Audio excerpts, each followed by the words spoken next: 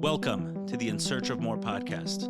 I am your host, Eli Nash. Join me weekly on my quest for more from myself and more from this world. We'll see you on the other side. All right, here we are. Welcome, Rabbi Nir. Shalom, Rabbi Eli. There may be something there. Don't joke too much. Say enough times, I'll get a black yarmulke and this game will really start. I was introduced to you by Yaakov Shapiro, who let me know that you're coming out with this book, Becoming One, a Cabalistic Guide to Finding and Nurturing True Love, that you co-authored with Rav Yitzchak Ginsburg. Yep. And I guess since the time we were introduced, the book was published. Yep. So thank you for a copy. Happy to share it. Thank you. So maybe before we go into the book a little bit, I've heard Rav Yitzchak Ginsburg's name a ton of times. Maybe we'll talk a little bit about him, your work with him, who he is, and how you came to co-author a book with him, and then we'll go into the book a little bit. Sure. So Rabbi Yitzchak Ginsburg is probably the most prolific and innovative teacher of Kabbalah and Chassidut, what we call the inner dimension of the Torah, in our generation. First and foremost, in terms of volume of work, that's constantly original, but also in terms of the quality of it, the actual innovations that he's bringing to the table. It's all coming out of the long tradition of Kabbalah and Chassidut. Kabbalah and Chassidut being the two main levels of what we call the inner dimension of the Torah. Kabbalah is far more ancient, it's more technical, it has to do with very profound models about how the world works, how the Torah works, how the soul works. And Chassidut is translating all of that into the inner work of the individual, the inner psychological work. It's not so much about the higher worlds, it's about bringing knowledge and light from the higher worlds into our own lives. So it's something that's accessible to everyone. But within this... Can you explain that distinction a little bit better? So it's a bit like... I don't know if... One is more practical, you're saying? Yeah. It's a bit like... It's like mysticism in psychology. That would be like the best sort of headlines. That Kabbalah is mystical in nature. It talks about hidden realities, inner levels within the Torah, within reality, higher worlds, the Cabalistic Sefirot, that's the system of emanations, and it's all very much out there. And that's why it was only a very few people would learn this. It was not for everyone. You could go maybe crazy learning about all these hidden realities, and so you need to be maybe a certain age, and you needed to learn a lot of revealed Torah, and it was very technical also, sometimes almost like very dense architecture of levels within levels and stories. And so there's a whole history to Kabbalah. And then, and Kabbalah is very ancient, so it starts with an old, very ancient book called Sefer Yetzirah, which is very mysterious and sort of cryptic. And then you get the Zohar, which is just a very long mystical exegesis on the Torah itself, on the portions. And then the watershed is the Arizal, the holy Rabbi Yitzchak Luria of 16th century, Tzfat, Kabbalist. And that's like the big watershed, because he's the one who sort of put everything together and brought it all together. And he's accepted by all branches of Judaism who deal with Kabbalah. And then Chassidut is 18th century, Eastern Europe. The Rabbi Yisrael Baal Shem Tov, he appeared to be a very simple Jew. He really was a very secret sort of Kabbalist who would learn Kabbalah. On the outside, he seemed like a very simple Jew. But then at some point, when he was 36, after 10 years of intense learning of Kabbalah, it was sort of revealed to him that he needs to go out and walk among the people and start sharing the light. And what he did was that he basically understood that Judaism, the Jewish people and Judaism and the whole endeavor of the Torah, which is to bring the divine light into the world and make this world a dwelling place, it's called, for God, all this is in a state of exile, not just because the Jewish people are in exile, but they're spiritually in exile. And they're disconnected from their own hearts and souls. And he realized you can't get to the deeper levels within ourselves without learning the deeper levels of the Torah. Was he identifying a new reality that had just emerged amongst the Jewish people, or something that had been going on for a while? In a way, because what happened was that a little bit before that, there was a false Messiah. His name was Shabtai Tzvi. And he tried to bring the Kabbalah out, but in a terrible way, in a way that he threw away the commandments and the Jewish law, and it created anarchy, and it was like a big trauma. And maybe he saw that as a signal that the time has come to bring the inner dimension of the Torah out, but in a proper way. It's a general rule that if something is going on in the world, even if it's a very, very negative, it's like a signal that why is it happening in this negative way? It's because the good people aren't doing it in a good way. Whenever you have something, a bad trend in the world, or something that's causing chaos, then maybe the obvious reaction would be to push it away, to go in the opposite direction, to do the opposite in order to counteract it. Right. But the Hasidic concept is of Tikun. Tikun is rectifying the negative phenomenon with a similar positive phenomenon that's trying to do the same thing, but doing it in a more rectified way, in a better way. Can you give another example besides for Shabtai Tzvi and Chassidus? So, well, there is one. Maybe we'll talk about it later. It's like a big one that I have. Like, I think everything that's going on today with the gender identity phenomenon that's went a little bit off the rails, or more than a little bit off the rails. It's something that, you know, the reaction, the conservative reaction is there are only two genders, stop the woke craziness and all this. And it makes sense because what they're doing is they're negating the biological reality, the binary reality. But that's not a tikkun, it's not a rectified approach. The rectified approach is to say, well, there is something to it. The whole gender inner landscape is more complex than the biological binary. And so that's a big topic. We're sort of straying. Maybe we'll come back to it. But just to finish what we said. But it's perfect. You said it like that, and we can get back to it later. So the Baal Shem Tov recognized that there's this state of it's called in Hebrew it's called ilafon. It's like the Jewish people fainted in the world, maybe fainted, and it seems to be awake, seems to be alive, but it's really a bit like a dead man walking. There's something is hollow, like asleep within a sleep. Yeah, and so he said it's high time to really. It was really the redemption movement. It was the biggest spiritual awakening revolution in Jewish history, in recent history. He said we need, in order for people to connect to their souls and their hearts, to the inner dimension of who they are, they need to start learning the inner dimension of the Torah. The outer dimension of the Torah tells you how to live, how to behave on the outside. Even the psychology, there was a psychology, it was the Musar books of morality. So that went in the inside, but it went in the inside in a very external way. It sort of lectured to you. The person who would give out the morality talks, he would lecture to you, that he would tell you that this is a wrong feeling to have and this is a right feeling to have, and you should uproot this feeling and you should plant this feeling and you should break that, you should develop that, and then people would go home and then their head would lecture their hearts, but the heart would just cow down under this kind of preaching. And in Hebrew it's called lehatif musar. Lehatif is like to sprinkle truths from above. But it doesn't reach, it's preaching, it preaches to the heart, it doesn't reach the heart. Got it. And so the Baal Shem Tov wanted to reach the heart, not just preach. And so all of Chassidut really is finding indirect, surprising channels that distract you even from rational, straightforward thinking in order to get to your heart. So it could be stories, it could be music, it could be very surprising takes on familiar verses or concepts that you already know from the Torah, and suddenly you reread them in a totally revolutionary way. And it could be just this connection to what was later called the Rebbe, that there is a Rebbe. The Rebbe is someone, it's not just a Rav, a rabbi, a regular rabbi that tells you this is forbidden, this is asur, this is mutar. This you can do, this you shouldn't do. He is like a conduit that he demonstrates to you what is it like to cleave to Hashem constantly. It's someone who is constantly connected to above. And just by looking at that and being connected to this person, it gives you a living example of what it means to really connect to God, not just to the Torah, but also to God in a direct way. So in some cases, and this may be a little sacrilegious to say, it feels like more than just an example that people are learning from. There's a...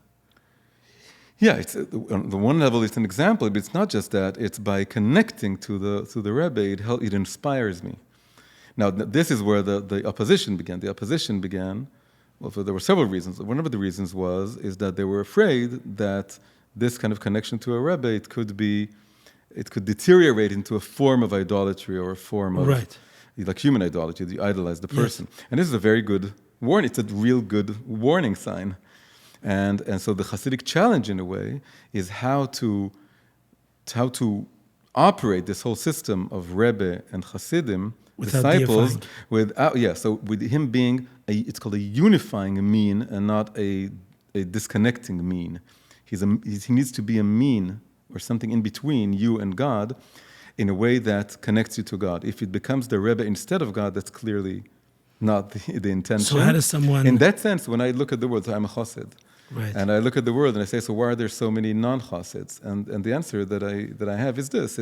It's a constant warning for the Hasidim not to fall into that trap and to remember that Chassidut is all about the Rebbe needs to be like transparent.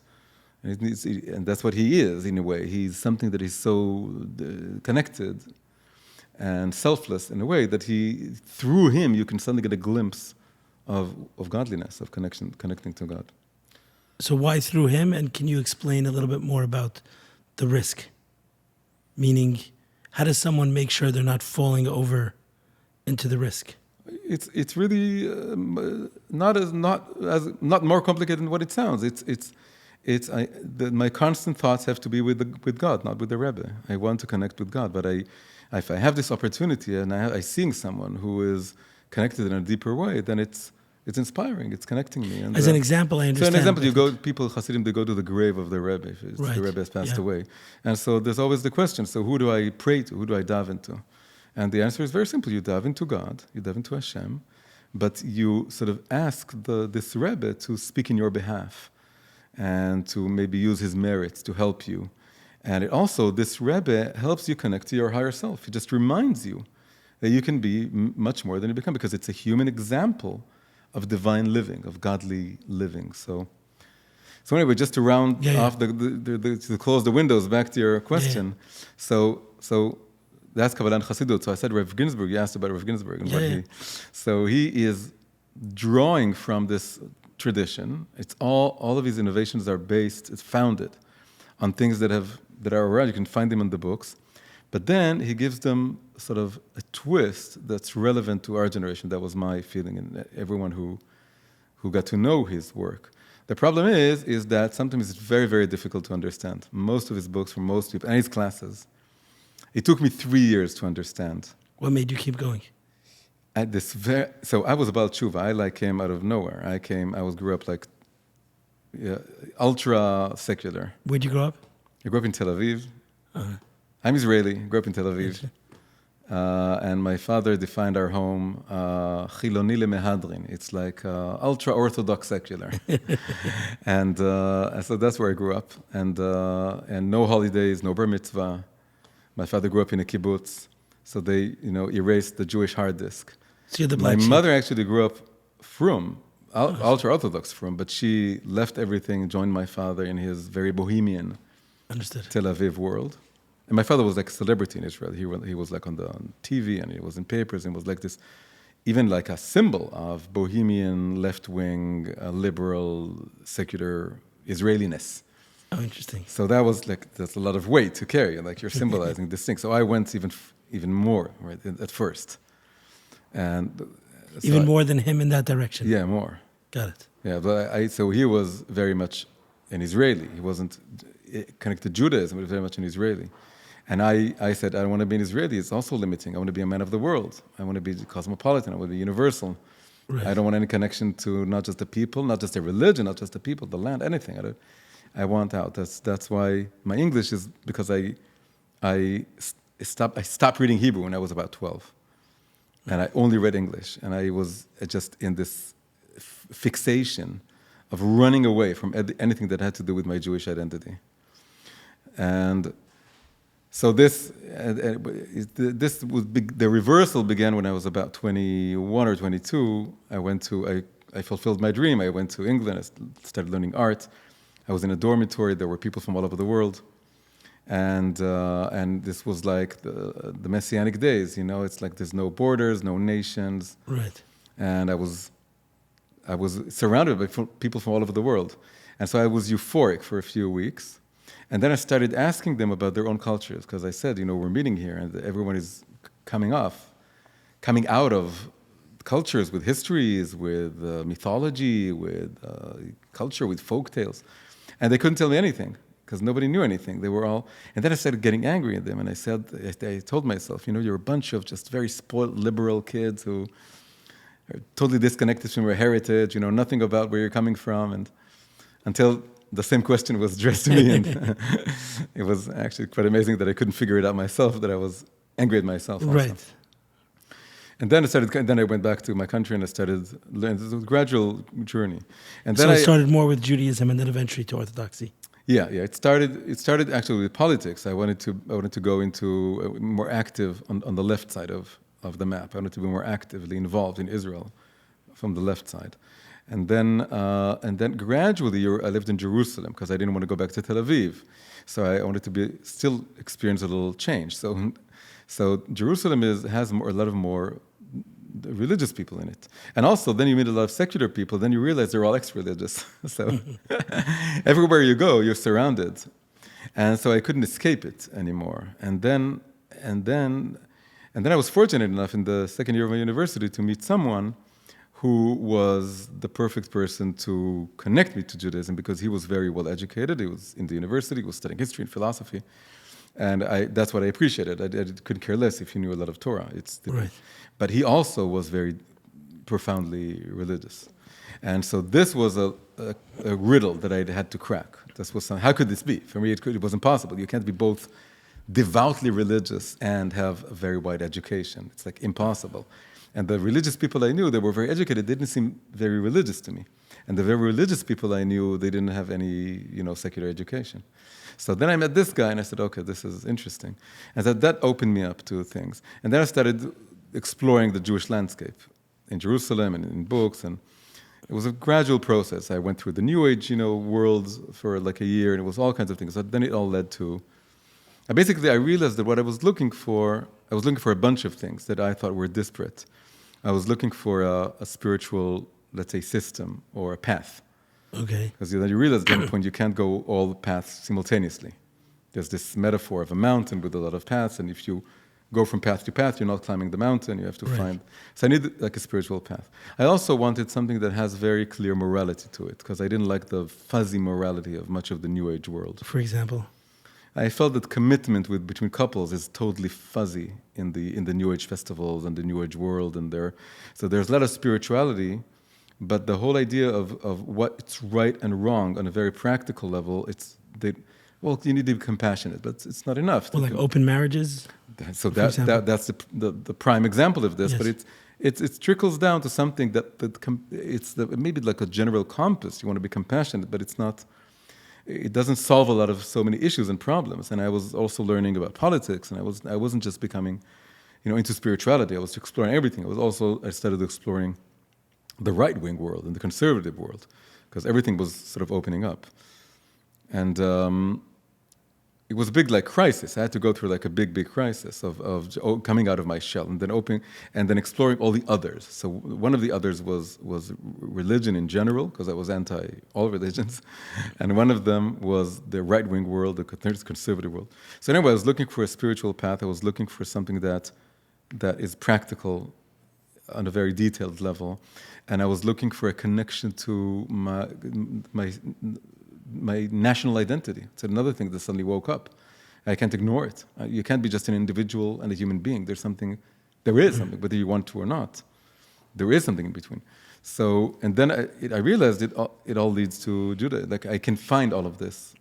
Understood. In Judaism. And also, the whole thing about specifically about commitment in relationships, that to take it very seriously and not to leave it sort of very open or unclear, it was very important to me also. I realized that's something precious. Well, at some point it started with, I had a girlfriend, we broke up, and then the same friend that I met in the university, and we spoke, and I told him that something like she didn't really understand what commitment was.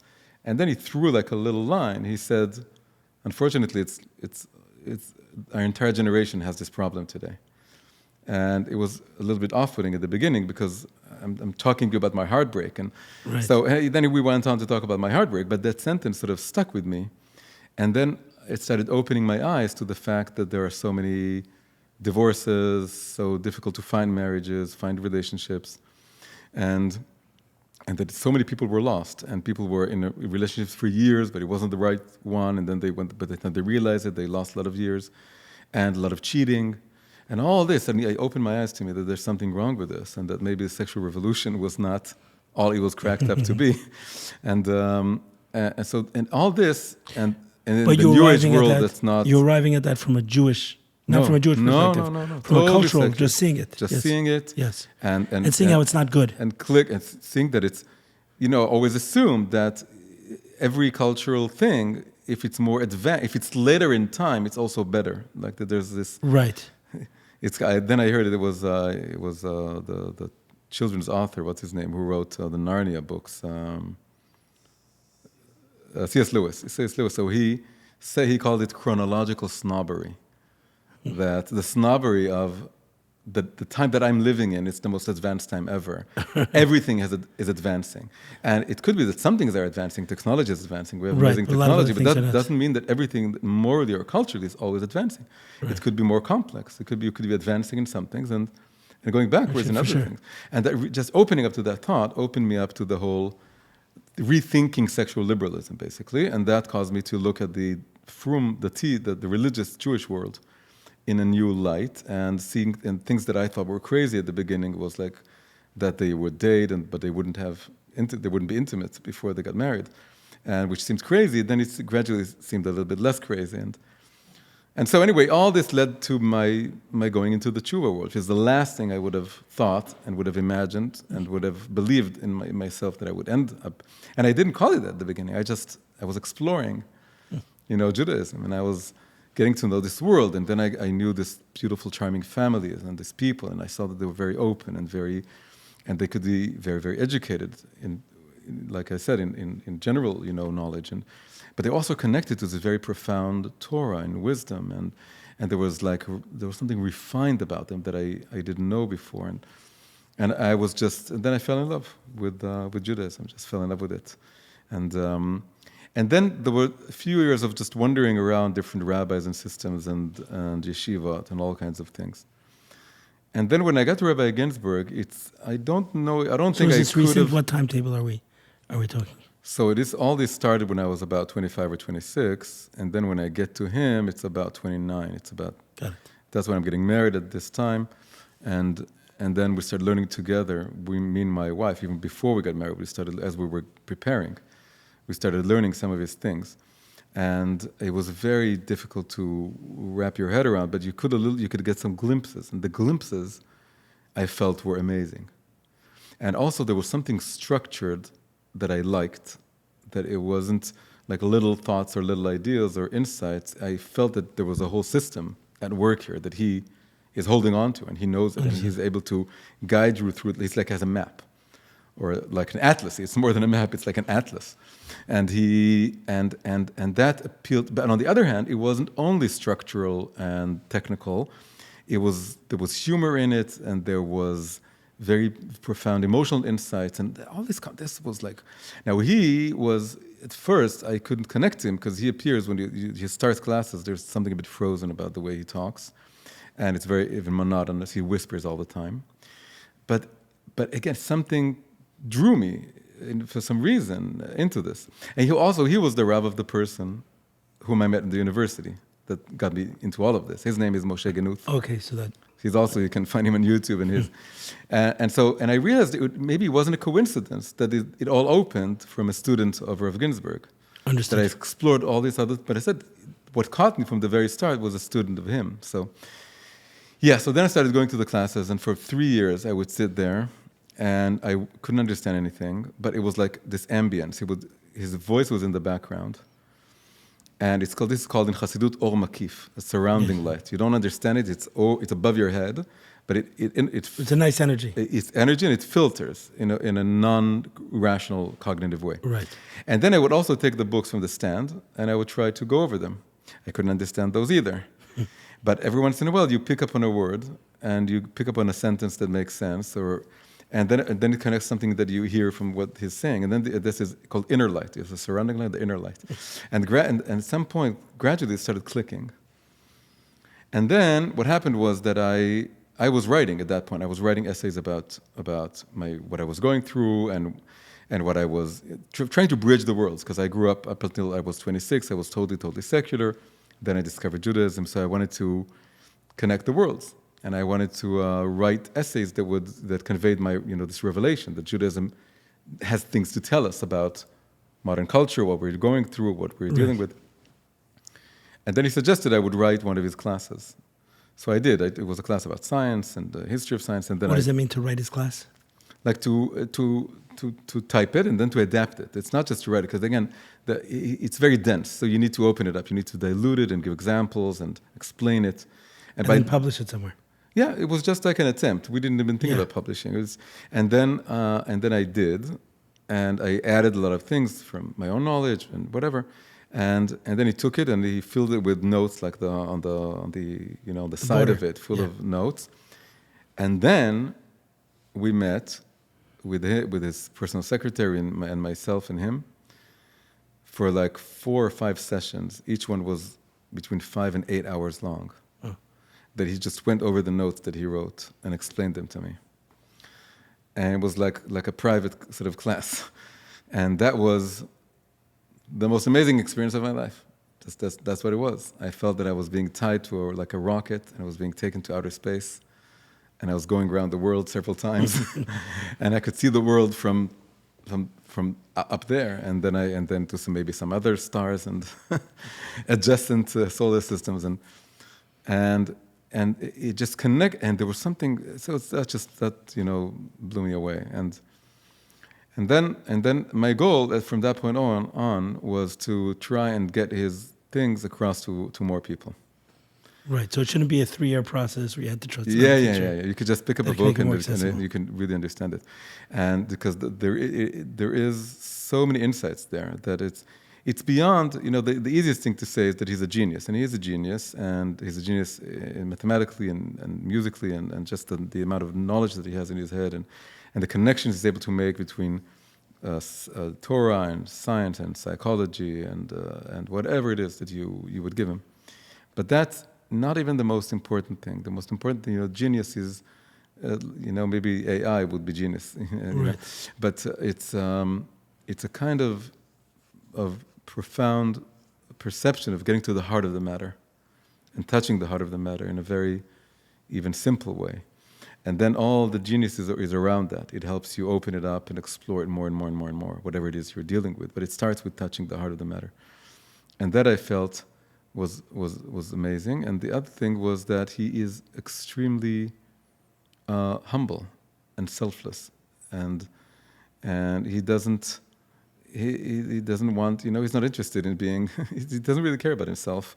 And it's very, but in the best way possible, that he's just, as weird as it would sound to people who maybe hear his classes, he wants to,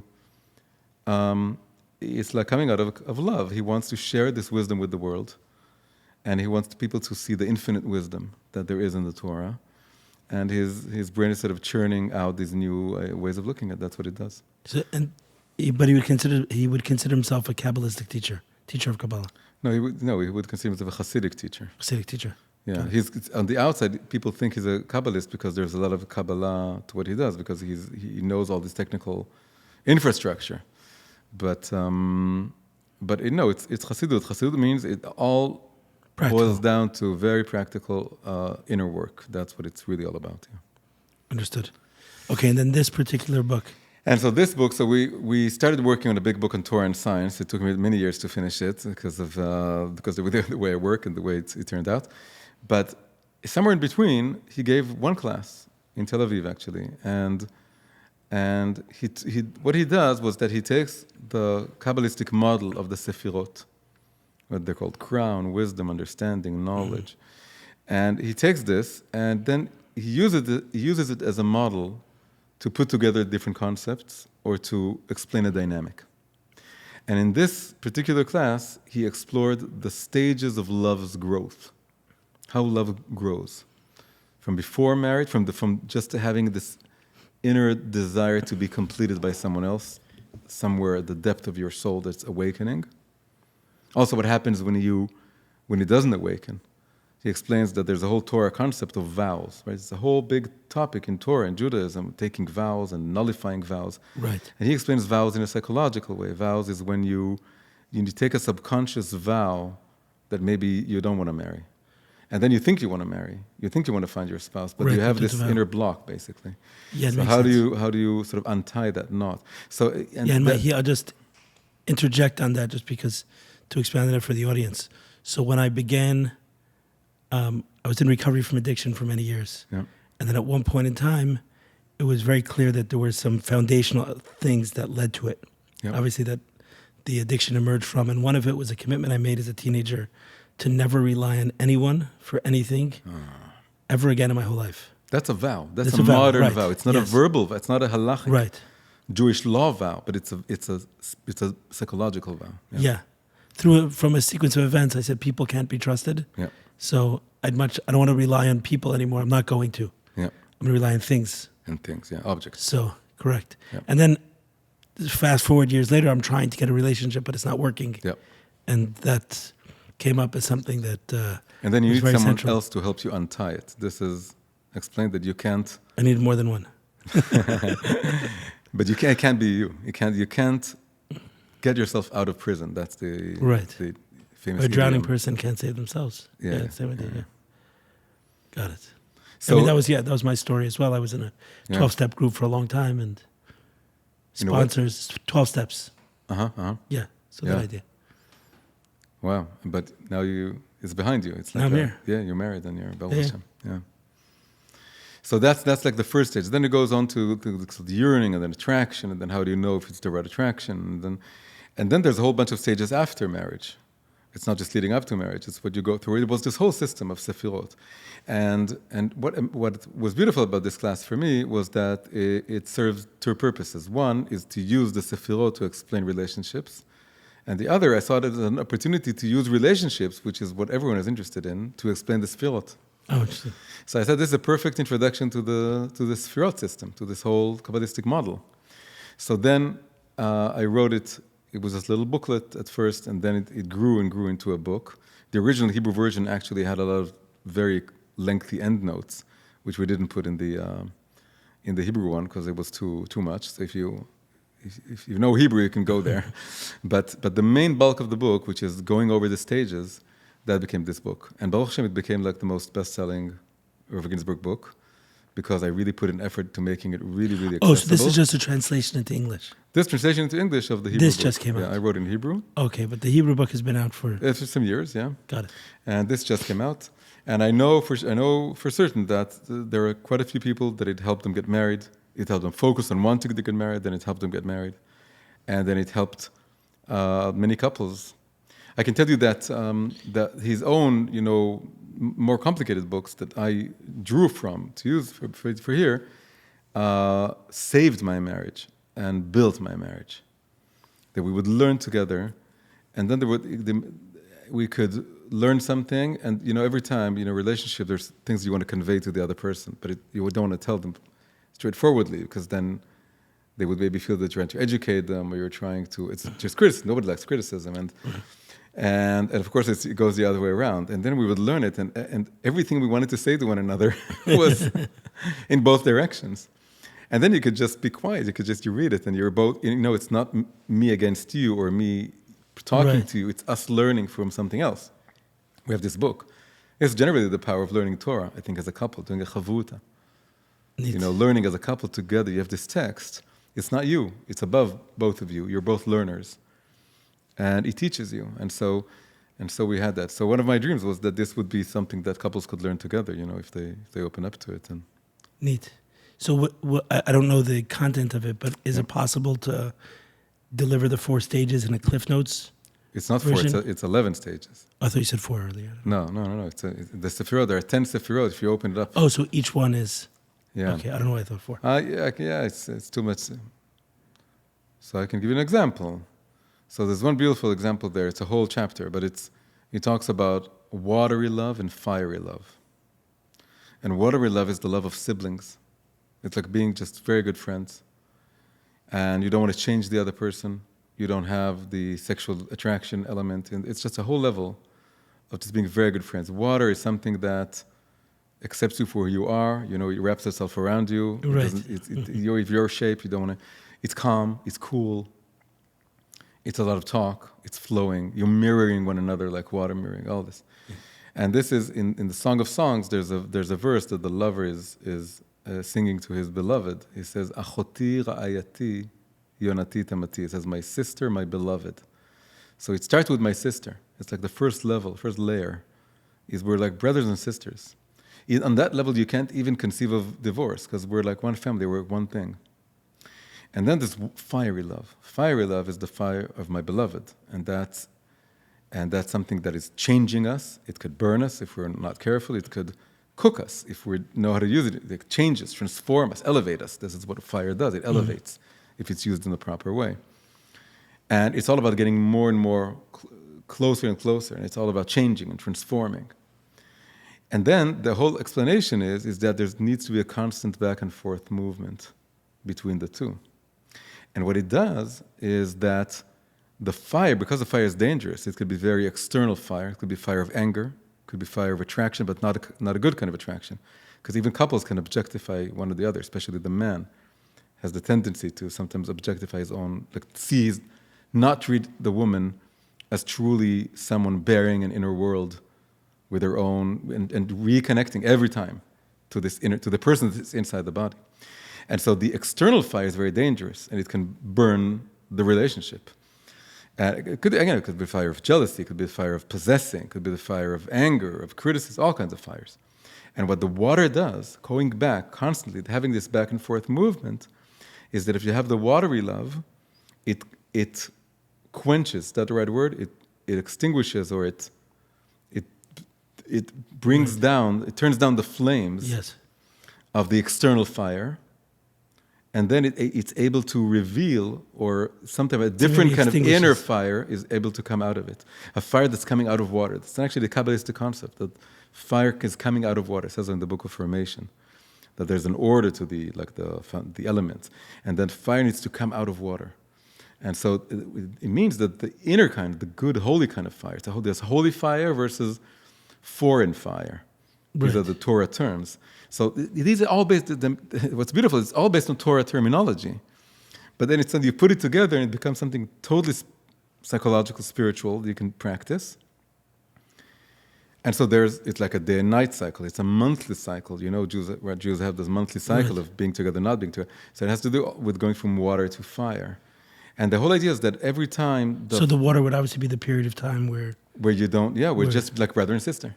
Right. It's just talking, and it's just being good friends. And not only that, every time we want to get closer, it needs to start with a lot of conversation, just very calm, very relaxed conversation, no pressure. We're not going anywhere. We're not, going to some place that we want to get to, some ecstatic place. We're just very calm. And then what happens is that this transitions you from connecting on an external fiery way to connecting on a deep fire. The external fire starts with the outside, and then maybe it goes to the inside. It starts with having attraction. And the inner fire starts from the inside. Is that I feel so connected to the other person, to their inner world, to their subjective world, to their soul. And then and then a different kind of fire, which is more profound. It doesn't leave you hollow afterwards also. Can grow out of it. So the key is the water, which is not fiery at all. But that's... Right. So there's a whole chapter there about how the dynamics of the inner of the water and fiery loves. Very interesting. So what I'd like to go back to is actually before we go there, I do want to go back to the whole gender point, but before we turn on the microphones, where you were mentioning the name of the podcast and the name of the House of More. Oh yeah. And the In Search of More. So later this evening you'll be doing a class, I believe, at the House of More. Yeah, which has been neat. We've been able in the last few months to have guests come out. We do a podcast and they have the opportunity to speak at the home and give a class. Yeah, so I'm very excited to do that. Yeah. it's awesome. So you had some thoughts on the word more. Yeah. So before we started, I told you that because it's a very evocative word. Like you think about it. I'm going to do a podcast called "Search of More." I'm going to speak at the House of More, and then the more I thought about more, and then I remembered there's a phrase used in art a lot. It's a well-known phrase that less is more. In art, it's well known that less is more, and the other way it goes the other way also. That more is less. So in art, is that sometimes you overdo things, or you add too many details, or you crowd the picture with too many things, that it's more and more and more, but then it's less because it's less of the maybe essence or the message or the energy you want to get across. And the other side, the more positive, ironically, phrasing of this is less is more. That sometimes if you don't, the things you don't say, you don't do, you don't go, that becomes more. So I thought about that. And it made me remember or think about this Kabbalistic concept. In Kabbalah, you have worlds upon worlds. There are levels. And there's a big question, how do you go from one world to another world? And the answer is that the place, the point in each world that leads to the higher world is the whole of that world. There's a whole. Okay. There's a place where things don't work or they don't come together, and you need a whole on one level, or you need, the Kabbalistic concept is called tzimtzum. Tzimtzum is contraction. Right. God could create the world. Before, it was more of God. It was more and more of God. It was endless light. And he created a space. He created it like an inner space within himself. And then there was room for the world to be in. And we need to mimic this dynamic in a way. So to go from let's say, the most physical level to a level that's higher, like to go more into the inner world, your emotional world, you have to contract. You have to. There are some things you don't go, you don't do. And so I thought about this, that it's beautiful that if it's just more, like I'm not saying you can change, you need to change in search of less is more, but so more is great, but like even just what we said about the fire, that you can say more and more fire, let's add more fire, let's make it more ecstatic, more exciting, more.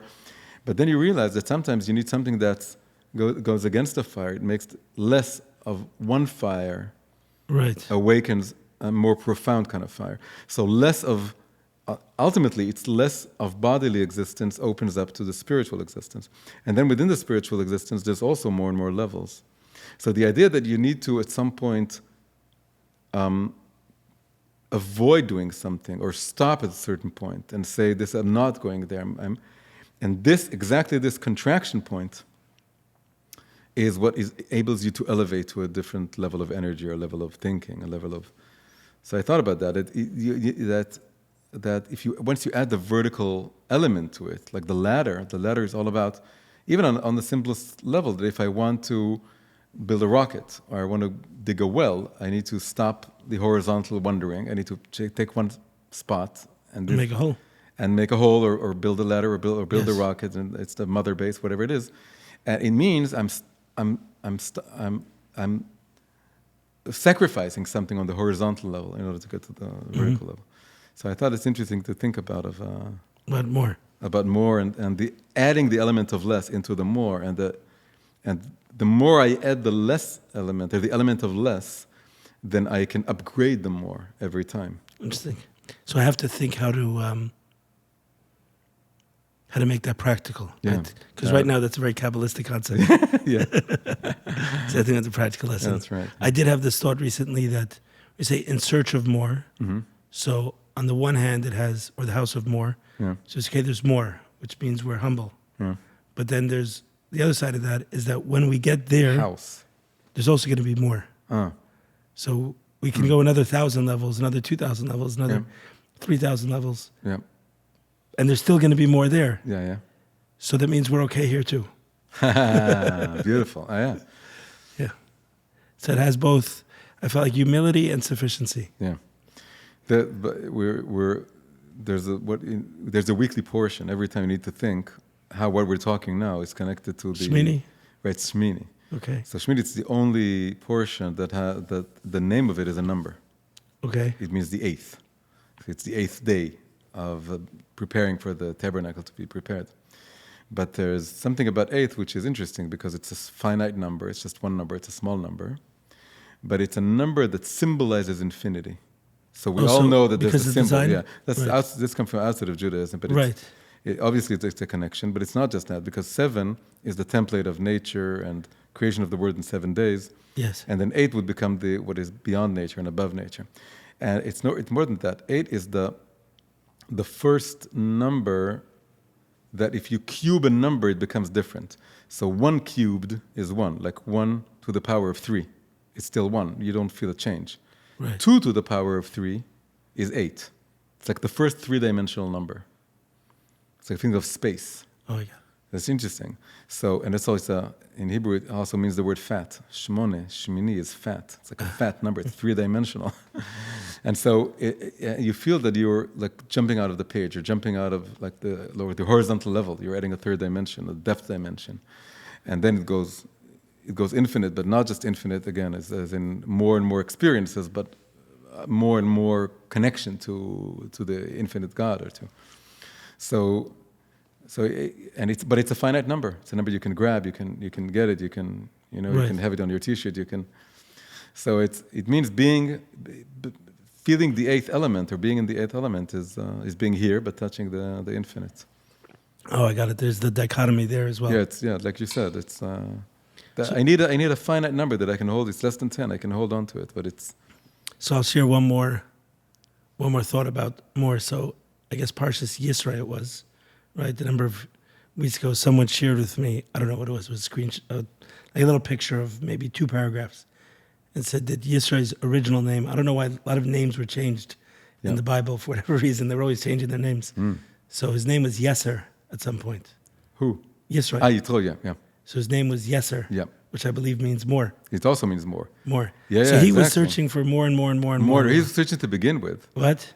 Yeah. He went through all the religions. He went through all the religions, but then what happens between Yeser or Yetel in modern pronunciation, but it's the transition from Yeser to Yisro or Yeter to Yitro is the letter Vav, and the letter Vav symbolizes going down back into this world. It's like going down from above to below. So what happened was that he went for each and every religion. Then maybe he got to the most abstract religion, which is something like God is totally infinite and it's all of the universe and it's all of the world, it's all of being, it's all of this.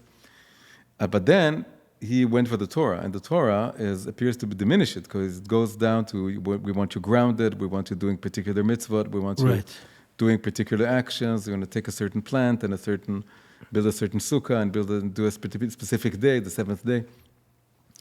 So in a way, it was less, because he got to maybe the most abstract religion, that it's all of this world is an illusion, and we want to go just merge with the infinite, right? That's the highest you can get outside of the Torah. But then the Torah tells you the Vav is like the ladder, but it's a downward pointing ladder, right? You draw the Vav. So it was going back to embodiment and to this world, and to sanctifying a particular language, and a particular book, and a particular building structure, and that was, in an ironic way, it was less, but it was more, and so that was exactly that. It was the only thing you can go beyond, like the highest heaven, is to go back to earth. Got it. So in this little clip, whatever it was, he shared it as the Vav being the Yud, I guess the name of God. Yeah. Right, Torah being brought down. Right, same idea. Yeah. Right. So then he got the name Yisro. Yeah. So from there, I said that maybe like the message for me there was that, okay, there's in search of more, but at some point in time, it's supposed to hit the Torah a little bit, or a lot of it. Yeah. So since that time, we've been doing more.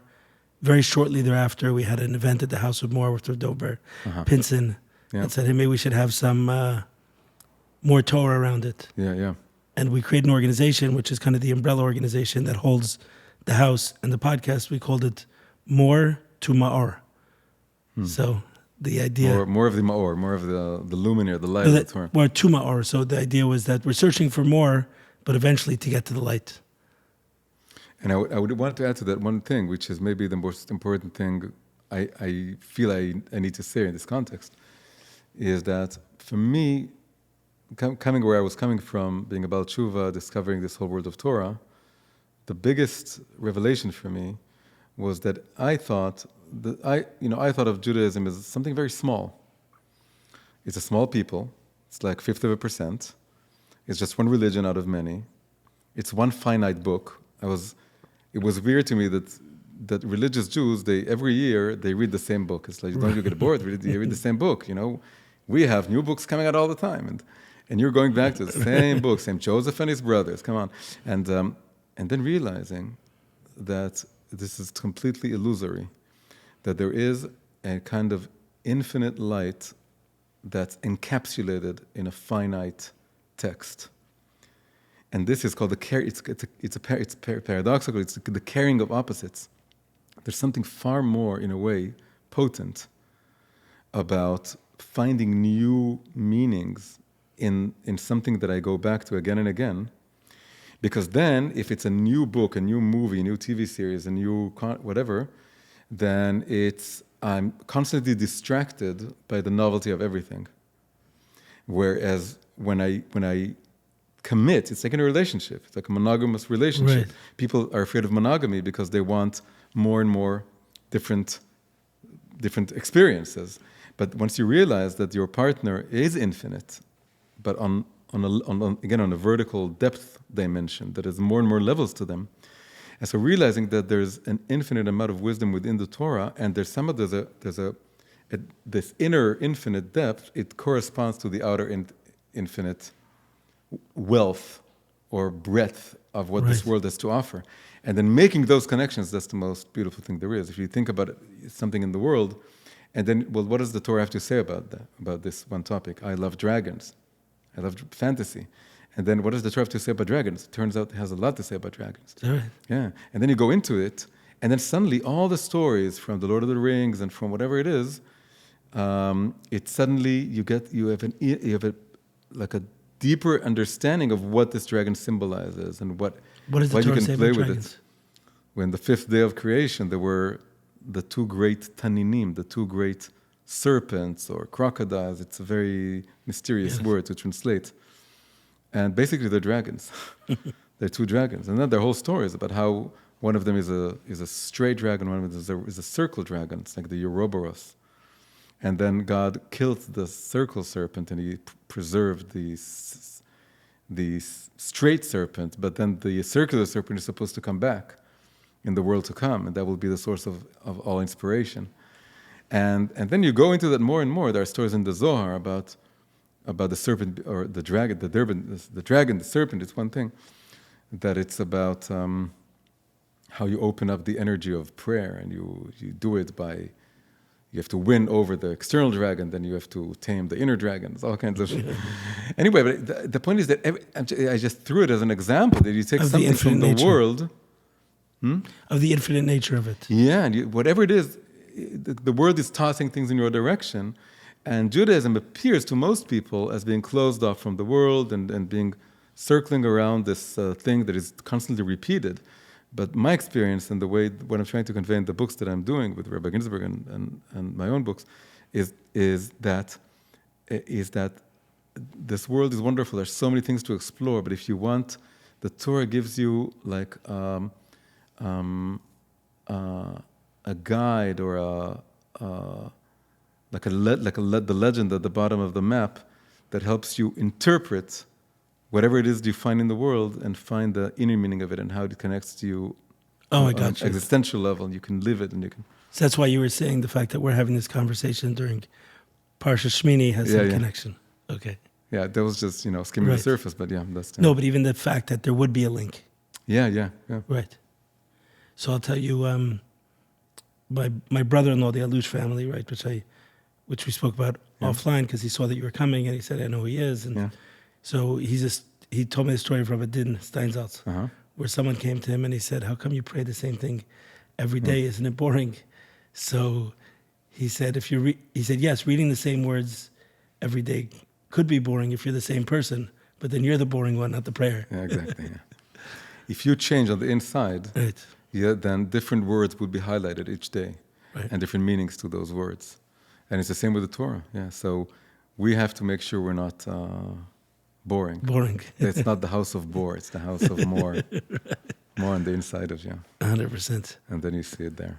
Okay, so let's talk about this. I mean, it's a lightning rod of a topic to talk about a tikkun for the gender hysteria that's out there.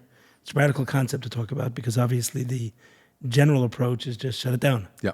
Shut it down completely, or to go or all embrace the way it fully. with it. Yeah, Yes. yeah. So So I just finished a book about this in Hebrew. So maybe next time I'm here, I'll have a translation of it. But meanwhile, it's only in Hebrew. So I'll just say, also based on Rav Ginsburg, also with Rav Ginsburg. Or to an extent, it was more things that I explored on my own. But when I finished it, I sat down with him and we went over the entire thing, and he added his own input. Beautiful. And again, he always does. He's just brought it to a whole other level to it. But it started with something that I wrote on myself because I'm very tuned to what's going on in the world. I came from a very, very liberal world. So many friends who are part of this world, and so basically, I would give it the gist. The gist is that the concept that we mentioned before of Tikun, rectification, part of what characterizes it is transition from simple concepts to complex concepts. And the definition of the transition from simple to complex is called inter-inclusion. Inter-inclusion is that you have two things, and then one includes an element of the other. Okay. So you start out with black and white, and then you have a little black inside the white, a little white inside the black, a bit like the yin yang. Okay. But you can go farther with that. So like in Judaism, we have the Sfirat Omer, the counting of the Omer, that's based on a 7x7 inter-inclusion model. You have 7 days, 7 weeks, each one has 7 days, and you take 7 Kabbalistic attributes, and you start inter-including them. Right. So you have loving kindness, and then you have might and beauty, and then you have the might within loving kindness, and the beauty within loving kindness. And you do all this. And so this is the transition from having the 7 simple objects to a multifaceted, layered thing. Right. This is part of what Tikun is all about. And this is what progress and evolution is all about, spiritually. And so what I'm saying is really simple. It's the following. Is for many, many years, the whole concept of gender and sex was very, very binary. Men are men, women are women. It was very stereotypical thinking. There was basically one, or for each culture was one, or maybe a little bit more than one, models of what it means to be a man, what it means to be a woman. There were certain roles and certain characteristics. And you would be educated. You have to follow that exact pattern. And what it didn't do is that it didn't give room to each individual being, let's call it the unique mosaic of different properties, because we're very, very different. And the binary is true on a biological level, on a physical level. There is a binary on the level of gametes and then on the level of the organism, even if there are, very rare cases of whatever intersex people, but that's not the story here. So on a gender, and that's so rare, so it's its own unique thing. But most people, or almost all people, it is a bit black and white or binary on the biological sexual level, but on the brain level, on the psychological level, it isn't. Now the idea was that the world is progressing and advancing, and the Kabbalistic term would be we're getting closer to the world, to the age of redemption, or the age of this perfection, whatever it's this ideal we're striving towards, and that means that the world wants inter-inclusion. It wants more inter-inclusion. It doesn't want us to remain with the stereotypical thinking of if you're physically a man, then psychologically you have to be exactly the same thing according to a very specific pattern of what it means. And this is, in essence, a very good thing. It means that we're advancing from a state of disparate concepts to a state of complexity and inter-inclusion, where the man can have feminine aspects and it's absolutely okay and it doesn't take away from his masculinity, and a woman can have a masculine aspects and it doesn't take away from her femininity. She's still very much a woman, but she has these aspects. And everyone is a unique mosaic. Now, where does the problem start? The problem starts is when you're rushing into it. I think it's generally, if you're thinking about right-wing, left-wing politics and thinking, conservative versus liberal, then what characterizes liberal thinking or left-wing thinking is that they're holding on to amazing concepts and amazing new ideas, but they're rushing into it.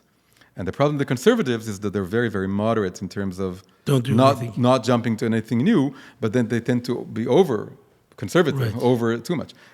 But if you can combine this, and that's one of the things that I think about the most, is how do you combine the left and the right? How do you depolarize society? And even just now, just a whole other topic, but now in Israel, what happened with the October 7th attacks, this was coming after the most polarized period of time in recent history of the Jewish people. But this sounds how? So we become vulnerable. So to depolarize, so what do? Is you realize is that the very concept of getting towards a more complex understanding of our inner world, that's a good thing.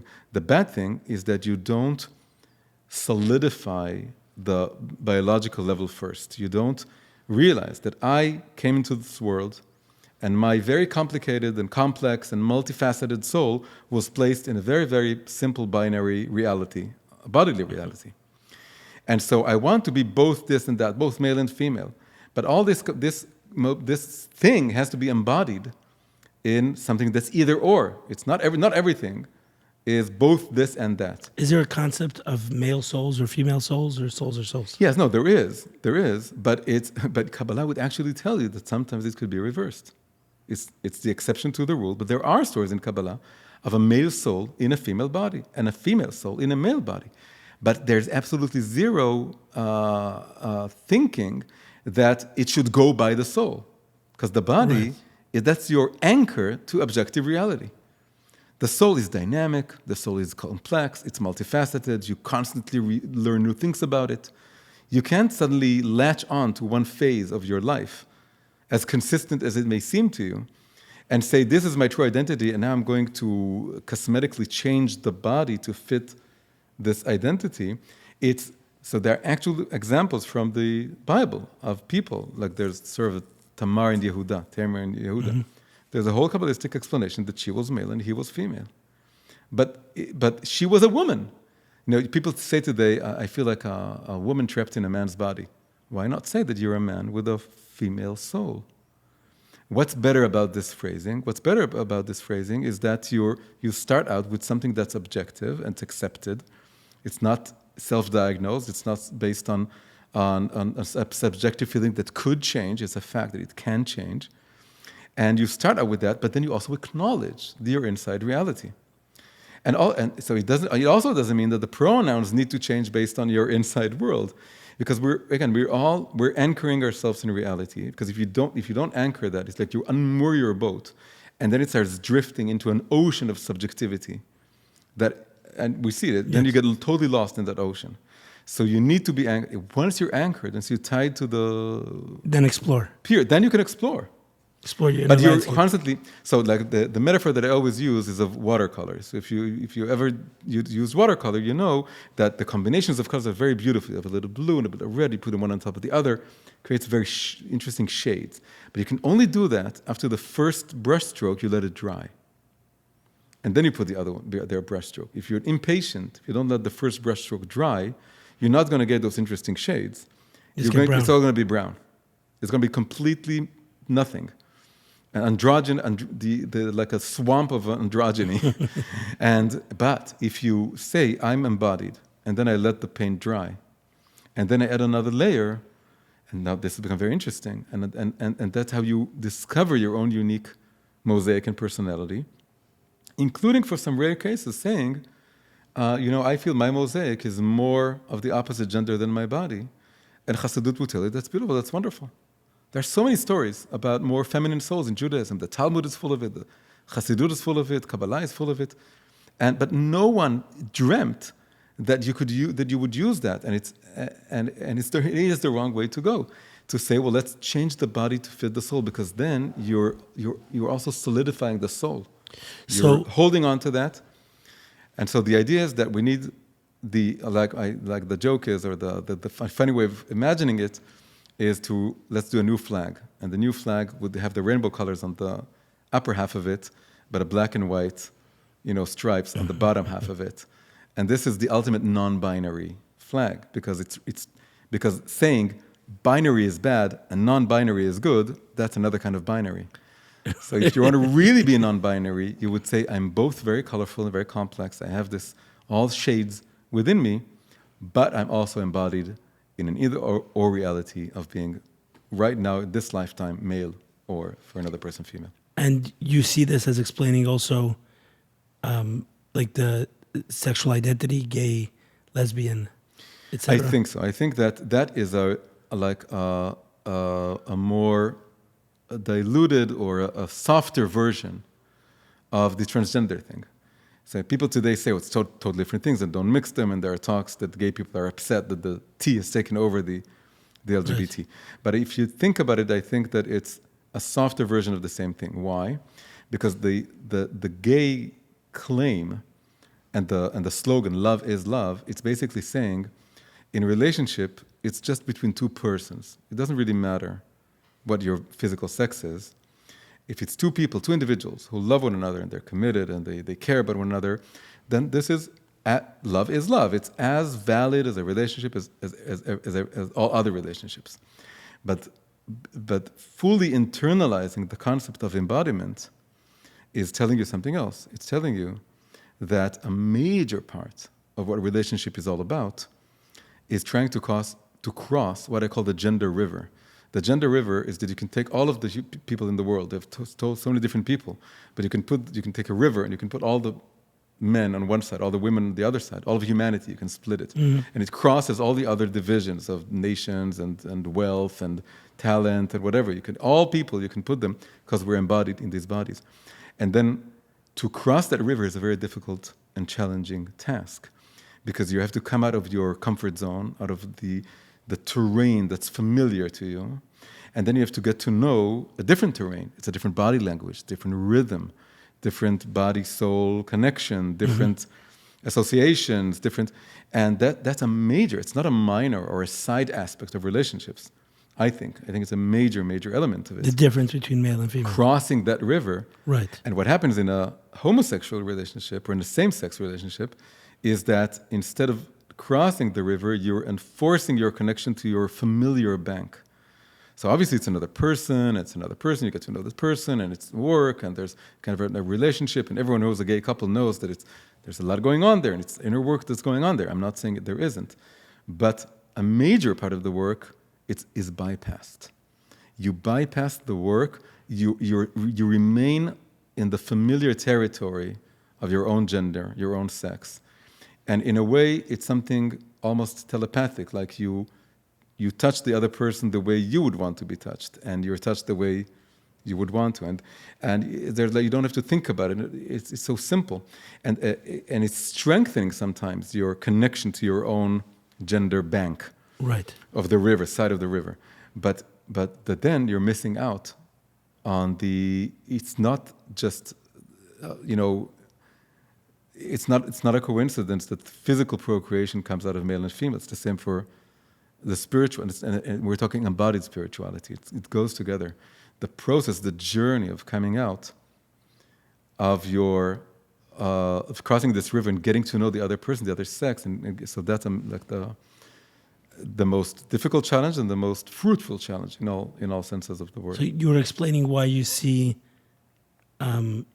same sex as very similar as a diluted version of transgender. Yeah. I didn't totally understand how the similarity. Because you're downplaying the body. Understood. You're right. saying that's not so important. It's a minor thing in relationships. What's important is two individuals. Understood. Loving each other, wanting to be with each other, to care for each other. Right. Okay. And then that's it. transgender. And you're downplaying. You're saying the body is just an outer garment, and that is the opposite of embodied thinking, which is more profound. It's realizing that your body informs a great deal about your inner world, and full existence is embodied existence, and that means that you can't downplay it, and that's why it's a major element of relationships right. that you're missing out on, and you're letting yourself go. You're just not opening that up, and sometimes it may be you're afraid of that other bank. Sometimes it's you're trying to strengthen your own masculinity or femininity with someone from your own sex, but who loves you from the outside, and then you borrow a strength of a sense of confidence in your own. Right. All this is good and well, but but you're losing something else. That's more major, in my opinion. And that's the way I explain it. Right. So let's go back to where this started. Where this started is you're talking about Shabtai Tzvi and the Baal Shem Tov. Yeah. And how Shabtai Tzvi was taking essentially a holy desire, right? Or not his desire, a global desire, a world desire, a godly desire Yeah. for Kabbalah to be introduced to the world in a relevant way. Yeah. He distorted it, Yeah. and now the Baal Shem Tov rectified it. Yeah. So here you're saying the same thing, that there's a godly desire for there to be more For what? us to appreciate the full complexity and uniqueness of each soul. This is so the Kabbalistic term is that everything in the world has a divine spark. And in this sense, the whole gender bender movement in its entirety and the LGBT movement, there's a massively high and potent divine spark And that that's divine hiding spark there. is both And if we masculine just and feminine. rule it out, say that's wrong, Understood. that's perverse, whatever, we're losing the opportunity, or we're missing the opportunity. We're like the frum people, the tea people, the religious people. Right.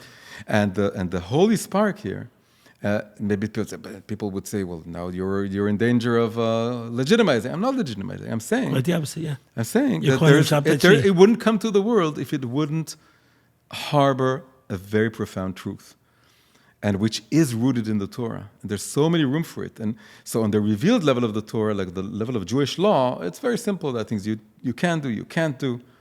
And it's all simple. But if you go to the inner dimension of the Torah, right, which is what the Baal Shem Tov did, maybe what Shabtai Tzvi wanted also. He wanted everyone to be acquainted with the full gamut of the inner shades or colors of the soul.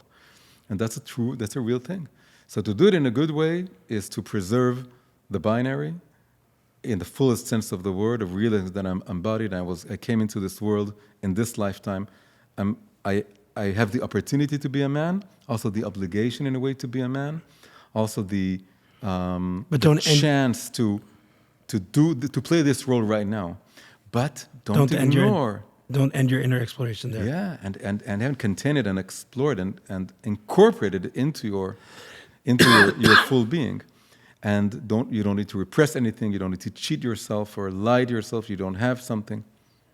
And even some people would say, well, I'm just not attracted to women at all. And I'm not attracted to men at all. So I'm not saying I have everything to, but the first thing I would say is you don't need to be attracted to women. That's a totally external way of thinking about it. That's coming out of the idea that you need to have a lot of partners. You need to find one person. It's a totally different thing, being attracted to women or not attracted to women, and growing an attraction to a certain individual for that attraction to be part of a very meaningful and significant connection. That what you want is you want it to be full. You can have a spiritual connection, an emotional connection, and if you want it to be totally full, you want it also to be embodied. That relation also to be embodied. Be a physical attraction also. And that happens. I know people that's what happened. If they told themselves, I want to be attracted to women, that would never work in a million years. But if they're focusing on a particular individual, and then they get to know that person, and an emotional attraction starts building, that filters down to the physical level. And that's something that people don't talk about. I've definitely heard it in the reverse. I know a woman who fell in love with a woman, and she said she's not lesbian.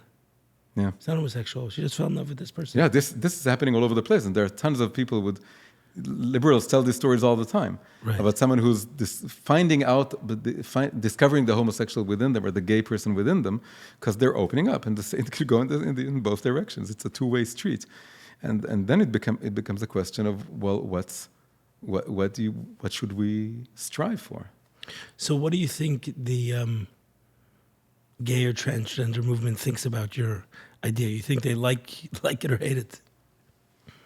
So what happens always is that and I know if they hear a superficial... I know each individual is unique, which is your primary point here. Yeah. Right, unique and endless. So it really depends on how it's presented and how much time I'm given to present it. and I don't know what's going to come out of this particular podcast. We'll wait and see what the reactions will be. It's also pretty late into the podcast. We'll see what happens. But, only the real diehard fans. If you do it in a short way, in a superficial way, it could annoy people.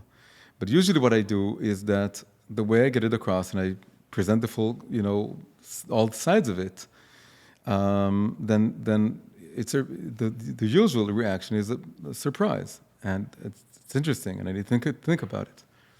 And I can tell you that it did help some people who wanted to, they came to a certain moment in life, a point in life that they said, well, what I really, really want is to raise a family with the mother and the father raising their mutual kid together. I think that's the ideal, but how do I do it? And I'm not there. And then this kind of thinking helped them. Right? They did a lot. They're amazing people. They did amazing work. But this kind of thinking. So whenever I presented it to people, the reaction has usually been quite positive, and something like, we need to think about it. We need to. So we'll wait and see. The book isn't out yet in Hebrew, so we'll wait and see what it. It's what not it out is. in Hebrew either. No, I just finished writing it just recently. Okay. Yeah, it's not out at all. Yeah. So it'll be out soon. Okay, very interesting. But I'm sure you've shared this idea before. Sorry? I'm sure you've shared the idea. Yeah, spoken. I've spoken it, and again, the reaction is overall very positive. Yeah. Okay, you touched on, segue a little bit, you touched on politics a little bit, the right and the left. And that's an observation that I've made. In the time of COVID, I was very into politics. Now I've not been focused on it at all. Yep. But there I was kind of obsessed because I saw how it, how much it affected our life. Yep. And one of the points I made was that, there's like the progressives, I just want to change everything, change for the sake of change often. Yep. And conservatives, we're making America great again. Like, let's go back to a time, like preserve. Yep. And it creates a beautiful tension. Change slowly, change deliberately, change appropriately, but change. So that's centrist politics, which is not too much here, not too much there, and finding the balance. No, actually, you want them both. Oh. No, yeah. that's what I'm saying. It's in the tension. Yeah. So this is I think is more advanced thinking. Is how do we combine the potency of both views, not in a way that's like lame in between. No, then you neuter it. Yeah. But in a way, so the way actually now that I'm sort of touring the States, I was able to give this in 2 times, and it was very powerful. The reaction, it was always a mixed audience of left and right, and there's an interesting Kabbalistic notion. It's called le'achlala smola beyamina, that you need to contain the left within the right. It's actually even when praying, there's one of the halacha says that you need to put your right hand over your left hand, and you're praying. Like it's funny because I'm more comfortable putting my left over my right. So, but what does it mean? It means that, very simply, that the right, the conservative thinking, is better at building vessels, more stable vessels, on the individual level, on the family level, the community level, the preserving borders. And the vessel is like what you're situated, your house. You need borders. You need to protect your house. You protect your state. You need to protect your tradition. You're preserving something. It means that it has to do with those boundaries. So that's the vessel. And the left is stronger with the inside lights. The lights are the innovations and the creativity, and the more original thinking, and more being attuned maybe to the inner world. That's why there's far more art and creativity in the left. And the lights need to go into the vessels. And that means that, in a way, the order to go about things is to be first, you need to be more on the right, because the vessels need to come before the lights. Sometimes the way it happens is the other way around, is that the left brings something new into the world, and then the right reacts by building the right vessel around it. That's okay. But when you think about how... But that means it was how there to already make also. Sorry? But that means it was there already. It was there already. If the right reacts to the left. Yeah, so that means that so sometimes the left happens first, like the concept comes into the world. But when you think about how to do the combination or the integration of it, then usually the right is more realistic about this world. It's less naive. It's more cautious in a very good way. It wants time-tested things. It doesn't want to jump into, oh, we have a cell phone, let's give it to all our kids and see what happens. It doesn't go into the social experiments. The left is crazy with social experiments because it's jumping onto every new boat that's coming. And so the right is better if you want to be more moderate and advanced. There's a story of Jacob meeting Esau, where they were the twins, and they fought, and then they reconcile. And then Esau says, let's go with me. We're good friends. And Esau is the left, and Yaakov is the right. And he's saying, come with me. And Yaakov tells him, you go on, I'll reach you, but I have to proceed at a slower rate. Why? Because I have my animals, I have my kids, I have reality. Maybe for you they run after you, or they don't run after you. Maybe you lose them behind you, but I have a different pace. I have my own pace, my own slow pace. Et nahallale iti. And so the right has its own slow pace, and it's a very good thing. But the whole point is that we do this, just like what I said about the LGBT or the gender thing, or you can go with feminism and art and psychology and everything that the left is celebrating.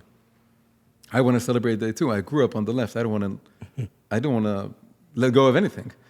But I realized at some point that all these conservative types and the religious types, there's something far more stable and sane and careful about the way they go about life as individuals and as a society. It's far more, and then sometimes there's a trend in the world and it's going crazy like fire, and they're, in Hebrew the word chadash, new, it's the same letters exactly, just permuted, of the word chashud, which is suspicious, or the root of suspecting. You need to suspect the new a little bit. It's a healthy approach to life.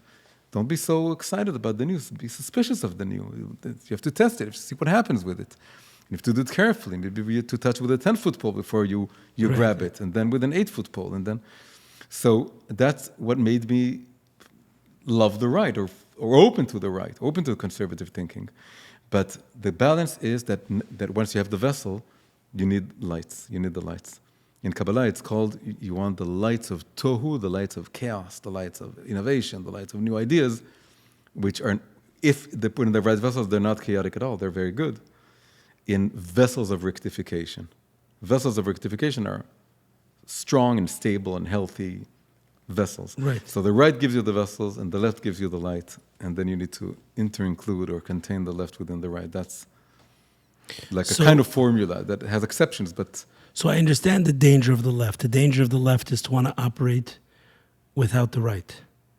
And the danger of the right is what? To get stuck without accepting these new ideas, which are the new ideas, are the future. The left is coming from the future.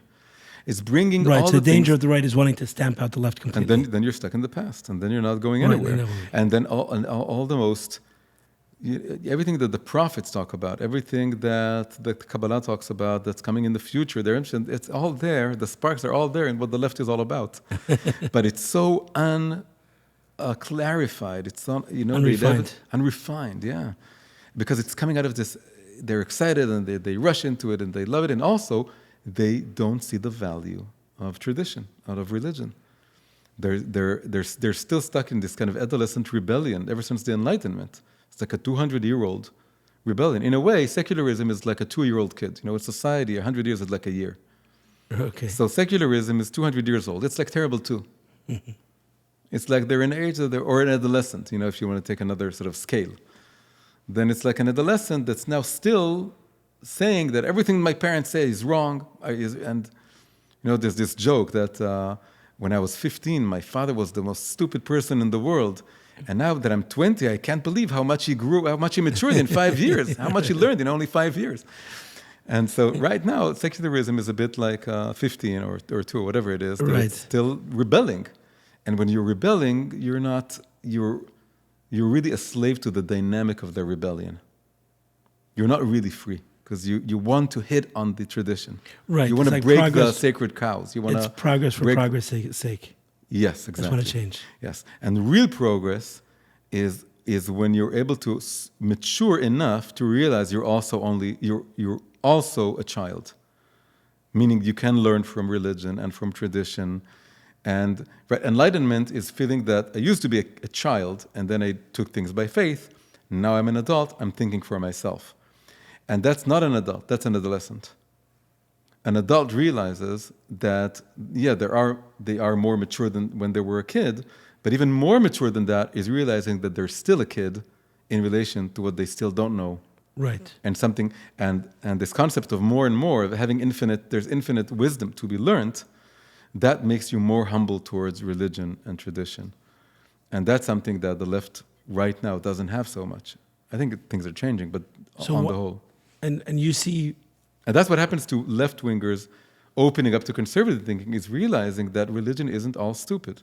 That's what one of them made the biggest thing that they go through. So you see the reason that religious people are often more on the right as because they're more traditional. Yeah. The right is about that conserving and being be... respectful of, even a secular right-winger would be more respectful of religion than a left-winger secular person. Because he has a respect for tradition and institutions that have proven themselves over time. And all but a true godly person shouldn't be. Exactly. What? Yeah. You know, the main mantra of Judaism is Shema Yisrael, Hashem Elokeinu, Hashem Echad. Echad is one. Right. And those three letters are Aleph, Chet, Daled. So the last two letters, Chet and Daled, it's the acronym of Chiloni and Dati. That's secular and religious. And Aleph is Emuni. It's like a godly person or someone who has faith. So the Aleph needs to be above both the Chiloni and the Dati. And to put them together, the Chiloni would be above the Dati if you write it from the top down. And the Chiloni is above the Dati, but the Emuni is above both of them. And so true Emunah is understanding that why do we have left-right debates in the world, all over the world, everywhere. Every society splits into left and right, and then within a left-wing party, there would be the people who are moderate left and more extreme left. There's a little bit of right and left. This is something totally godly. God has a left, right, and a right side, a left side and a right side. Right. And it filters into reality, and it comes across as this, as humanity arguing with itself, and each one of them has a divine truth to it. And you have to acknowledge that. It cannot be that God is just with one half of humanity and not with the other half. It can be that one half is like maybe is better at doing the first level, and then the other half is better at being the second level. But at the end, you need all levels. Is one masculine and feminine? Right would be masculine and left would be feminine? So that's more interesting. On the whole, yes. On the whole, I would say that the right is more masculine, the left is more feminine. And that's why feminism is a major issue or driving force behind left-wing thinking. And in fact, it's not just almost every left-wing contribution, like even the concept of like having a democratic school, of breaking the hierarchy. Hierarchy is more masculine, right, and equality is more feminine. So there is something. But on the other hand, there's also another aspect to it. Because sometimes the right is, like I said, it's more grounded and realistic. And this sense of sensing reality, like knowing your enemy, knowing who your enemy, that's sometimes in nature is a feminine sense. It's like the lioness guarding the cubs. And it's very, very clear about knowing who's on my side, who's not on my side. Sometimes this is the understanding this world in a very simple, direct way, that could be more feminine. And the theorizing of the left, that's taking all these amazing theories, but they're not so grounded, not so practical. They're good on paper. You can write this very lengthy, dissertations that are very wordy, and that's sometimes overly masculine. So the masculine-feminine aspect, I would say, is more multidimensional here. That you can see both sides as both, and it depends. You need to build a lengthy, model. wordy theoretical dissertation is more masculine. Yeah, I would say that. There's something about this because don't we say women are typically more verbal? So no, it's not the verbality of it. It's the disconnected. Theoretical. Is that it's so disconnected from real reality. It's like a philosophizing that has nothing to do with how the world is, and having a common sense of how this world operates, and grounding things in reality. That is right. Usually, it's explained as more feminine. Right. We need a house. The kids have to be on time. It's like not dreaming, not being. Adam before Chava and Gan Eden, in paradise, he was alone. He was he was just alone. He lived in his own man cave. And it's the woman who's more grounded and more connected to what you said is beautiful, but what do I do with it? What can I implement? The desire to have children, the desire to build a bring family. it out. She takes a sperm that without it would be spilt in vain, turns it into a human being. Right. I saw recently from the Lubavitcher Rebbe, he said that the reason why men have the commandment of pruruvut to have children and women don't is because women don't need the commandment. Exactly. They would do it anyway. They have the innate instinct to do it.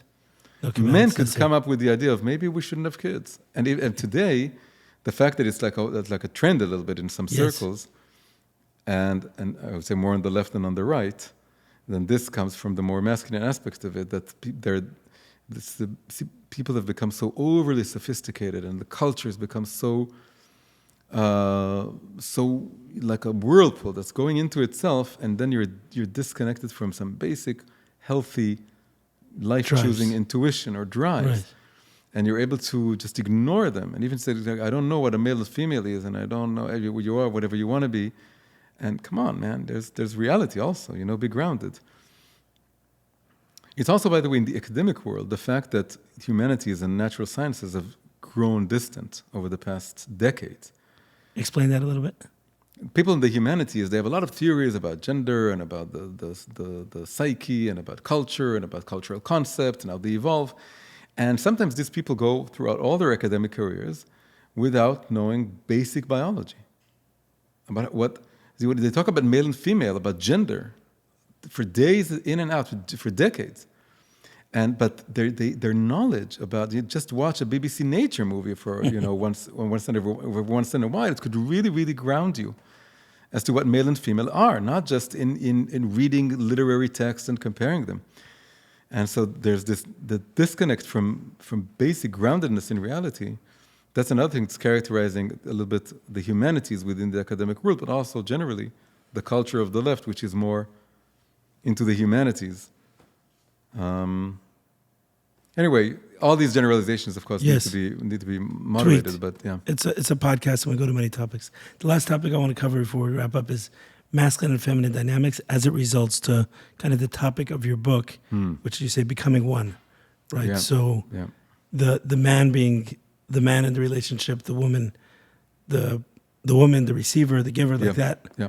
How does all this shake out? Because obviously in society right now, that's going very diffuse. Yep. And what's the difference between? So again, part of the diffusion is a good thing. It's us, each one becoming more complex and incorporating more elements of themselves. And that's a very good thing. Embracing but the where's feminine, the grounded embracing part the masculine. Exactly. But just like with the watercolors, all this needs to come on the foundation of something that's very classic, almost stereotypical.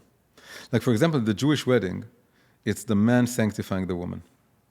And why is that? Because there's something about for the man to have the level of very, very basic masculinity, before you go into embracing your feminine side, you need to be the one doing the courting and the one doing the proposing. Why? Because you need to build a kind of initiative that doesn't rely on the other person. It's not let's slide into the relation, into our marriage. I need to decide that I'm gonna, the man needs to want the woman 100%, not because they both think it's the right thing. And being there on his own 2 feet is crucial to the building of his own masculinity. He needs to be there, and she needs to hear it.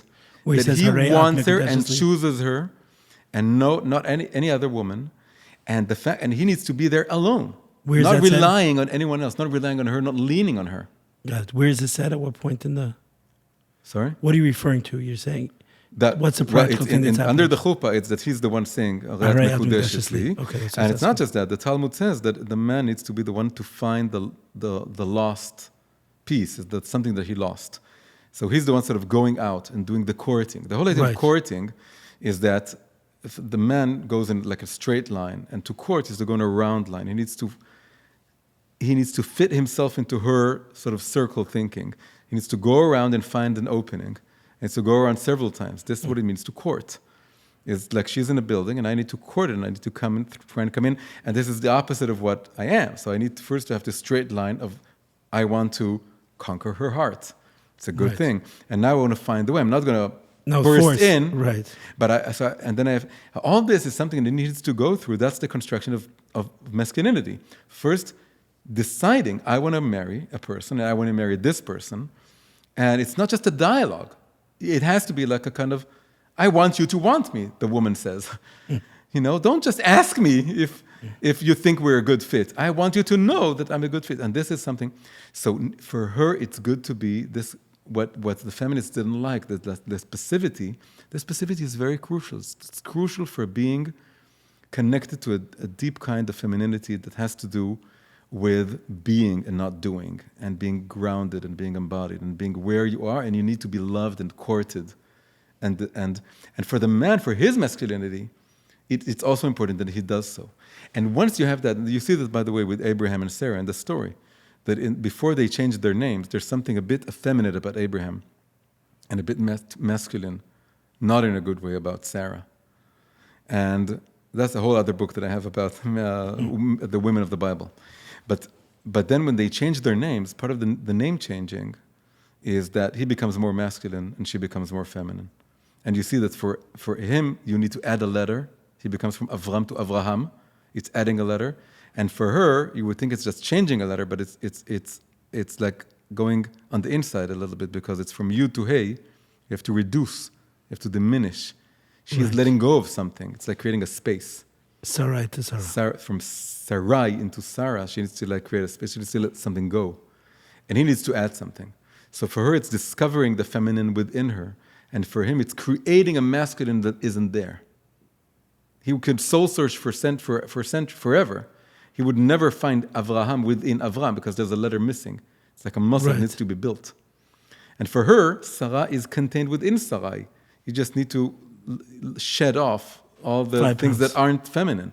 And then you get to the feminine. Once he's connected to the masculine, she's connected to the feminine, they're able to give birth.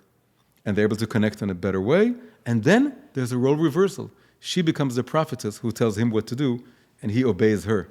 So she becomes the giver, the provider. He becomes the receiver. In the relationship. Yeah. Why? How could they do it? It's the reversal of roles. She becomes like the traditionally masculine. She's telling him, you need to let Hagar and Ishmael go. And I have a prophecy you don't have. I'm seeing higher than you. She's higher than him. She's the mashpia. And he says, God tells him you need to listen to her. And he listens. And he gets up in the morning. Why? Because now his masculinity is not threatened. He doesn't feel that she wants to diminish his masculinity, because the masculine is in place, the feminine is in place, and then there can be a role reversal. Then you can have the inter-inclusion. It's like the watercolors drying. So once she's connected to her very simple, very traditional, very classic kind of femininity, and he's connected to his very traditional, classic, stereotypical kind of masculinity, then you can add the other elements. And that can really change couples' lives. Because what happens sometimes is that the woman is frustrated that the man isn't masculine enough. Yes. She's really frustrated. And it forces her to become more masculine. And what happens to him? He becomes even more effeminate, because he feels there's no room for his masculinity to grow. And he feels that she is basically castrating him. Right. But if you would ask her, she says, of course I'm forced to be masculine, because he's so effeminate, so what can I do? And if you would ask him, he would say, yeah, of course I'm not masculine. Look at the way she's behaving. And they each blame, and then there's a vicious circle. And you reverse that by focusing on yourself. I'm not rectifying the other person, I'm rectifying myself. And even if my wife is insulting me, I'm going to work on my masculinity. I'm not going to ignore her, and I'm going to really work on it and that would cause her. And then she would be able to relax and come down, let go a little bit, and let go of maybe a letter she's holding to, or an energy she's holding to, which is yours. So each one needs to work on themselves. And they need to go back to having the foundational levels, which is classic binary masculinity, femininity. And after that's in place, then they can say, well, the man can say, I'm embracing my feminine side, the other way around. And then there could be a lot of reciprocity about who's learning from who's giving to who. So a couple listening to this, right, where the woman is completely dominating the man, can just say, or the man is completely being dominated by the woman. I don't want to say it in a way that it makes it sound like the woman's fault. The man is allowing himself to be dominated completely by the woman. In that couple, they could be listening to this and say, okay, I said Harayat Mekudeshes Li under the chuppah. So I did it, and now everything is fine because we each embrace our unique roles. So how do we? But clearly, clearly no, it's not just that. Right. So how do we know? How do we know whether? So masculinity, what it's all about, is being. It's like a pole with two, like a line with two poles to it, or two sides. One level of masculinity is I want to be above the emotional storms of reality. like Noah's ark that's floating above the Water, storm, the deluge. I want to be connected to Torah, to Emunah, faith, and I want to keep my head over the water. But I also want to be very, very much tuned to everything that's going down here in the world. And I want to share with, inside me, I have to be connected to the vulnerable side of me and to the part that's imperfect. And then I can empathize with my kids, with my wife, with everyone else, but I don't lose myself in this. And that's what a woman is dreaming about. She's dreaming about someone who is, who she can have this, soul talk or emotional heart-to-heart talk, but it would also come from a place that's above it, that's stable, that's holding its head above the water. And if you're able to tune into that, and if you're not there, that means that something is, you need to work on something about this masculine. So you need to be, it has to do with stability and being rooted and not being swayed by any old mood and reaction. And it's okay to let the woman be swayed because it's part of her thing. She is experiencing the rhythm of nature to a degree that you're not supposed to. The men are not supposed to. The men are not supposed to. And so if she is angry and sad and excited and or if she's bursting out at you, whatever, and if you're reacting immediately, then you made the worst mistake you can make, because that's not, the whole thing is she's testing you to see if you're not so phased so easily. You want to listen, you want to show an interest, you want to be there and listen and see what she's going about, but you don't start by being a reaction, If it's constant action-reaction, that's the opposite of what masculinity is all about. Masculinity is that I can bring something new to the table, a new energy, a higher vision, a higher vantage point. And I'm bringing it and not remaining there. That's being cold and aloof. That's also very bad. So if it's only the high pole, then I'm cold and aloof, and I'm not reacting, but it's also horrible. Disengaged. It's like turning a cold shoulder. Right. I hear you, and then you're being very, what's the word? You're condescending. And if you're only at the bottom pole, then you get carried into the feeling of anxiety or worry or anger that she has at you, and you start reacting, or you're going with it, or you're going against it. But if you're able to combine those things, that's what masculinity is all about. This is the straight line that represents masculinity. So you need to have both poles. So once someone knows that that's there, then that's kind of the base of the painting, as you said. Exactly. And then from there... And from there, that could start working. And for the woman, it's basically saying, I may be a feminist and making a lot of money and being very sophisticated, but there's also a level to me that's very classically feminine, in which I want to lean on my husband. I need him. Feminism is all about men. Women don't need men. Or a woman needs a man like a bicycle, like a fish needs a bicycle, whatever that is. And we need each other. It's completely false. We need each other. And the most, career or whatever, successful women in the world, and I'm not saying this because I'm saying this, because my wife is saying this. She's a very successful woman. She's saying this to all the women around her. And sometimes they're very frustrated. They feel that they're more sophisticated than their husbands, and they are. And it's not just their feeling. It's that many times they are. They constantly learn new things, and their husbands are a bit stuck. And because they're men today are very confused about how do we live in a world in which women are so successful. That's a whole... But she tells them, it's wonderful that you're working, you have a career, and you're learning, and you're teaching. Whatever you're doing, it's amazing. But there's a little point within you. There's a side to you. It's like the diminished moon that needs to get light, and if you focus on that, and he would feel what's the most important thing for men to feel, that they're needed. People are afraid of neediness, but if you think of it, you can flip it around. If men feel needed, then it opens up their masculinity. They feel that they have purpose, and then they want to be the best versions of themselves and the best men and husbands and fathers they can be. If they feel unneeded, then they just totally lost. Totally lost. I don't know what to do. But if the woman finds an element, a little point in herself in which she's weak and vulnerable, and she needs a man, like in the olden days, someone to lean on. And there's a verse in Song of Songs which perfectly encapsulates this. It says, Mizot olam min hamidbar. Who is this woman rising from the desert? And she's rising. She's on the rise. It's the rise of the feminine today. Mm-hmm. But she's leaning on her husband. That's the continuation of the same verse. And I always say this. She can be rising and even rising above him. And at the same time, to be leaning on him. In Hebrew, it's mitrapeket al doda. It's like to lean and to cuddle even. It's to leaning and cuddling against him. And then he feels that his purpose. And then he really becomes a better man and a better husband, a better father. And then she can let go some more. And then the vicious circle becomes a very positive circle. So I wanted to make sure I picked up on a correct detail in the story of Avram and Sarah, that his masculinity came out from her, through her. And before that time... Yeah, so what happened was that they both changed their names. They both had to change their names. And it's a big question who changed his name first. It's not simple. But if basically, according to it says that the written Torah is more masculine and the oral Torah is more feminine. The written Torah, he changes his name first. In the oral Torah, she changes her name first. So that's also a message. Like for women, look at the oral Torah. That's feminine. It says the women should change first. But for the men, you need to look at the written Torah. So they each change. The more he works on his masculinity, the more she's able to connect to her femininity, and the other way around. Don't wait for the other person to start. You need to start, and then you can change the circle. You can turn the tide.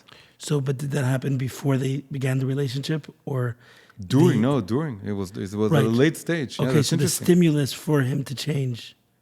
It was came the stimulus through the was from Hashem. Hashem told him, "You need to change your names. It's not going to work with these names." And then the names symbolize him in a not positive, effeminate state, integrating the feminine before building the masculine, and for her, the other way around. And so basically, Hashem is telling them, the reason you're arguing and you're not having kids, and again, it's a symbol of not being, the relationship not working, is you need to change your names, change your way of thinking, and then it starts working. And by the way, the image exactly after the name change, like the next scene in the Bible, is there's a tent, and he's on the outside, she's on the inside. Very, very classic. Like the woman on the inside, the man on the outside. She's a prophetess, she's bigger than Abraham, she's going to tell him what to do. But at that moment, for the time being, they have to go back to the classical binary. And then you can work on the more, sophisticated and interesting and out of the norm and role reversal and all this. Fascinating. Okay, I want to say you turned a lot of concepts on its head, but you didn't. You expanded them beyond its point. Yeah. Right. It wasn't like you didn't upside down them, you just expanded them. I didn't follow what you just said. No, I want to say, throughout the course of the conversation, I was going to say you turned a lot of topics on its head, but it's not the way you did it. You just expanded. Exactly. Yeah, that's what. There's truth to the classical truth, and there's truth to the new truths that are coming. And maybe the main motif of all this talk was how to integrate the new ideas, the new truths, with the timeless traditional truths. Yeah.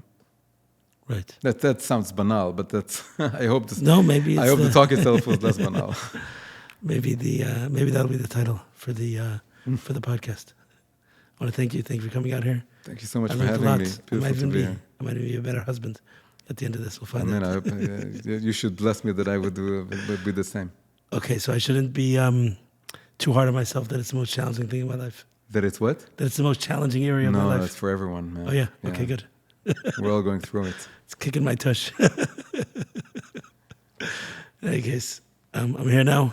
Thank you so much. And I wish you a lot of luck at the House of More tonight and in general with getting the book out. And I hope your trip to America is very successful. Amen. Thank you so much. Thank you.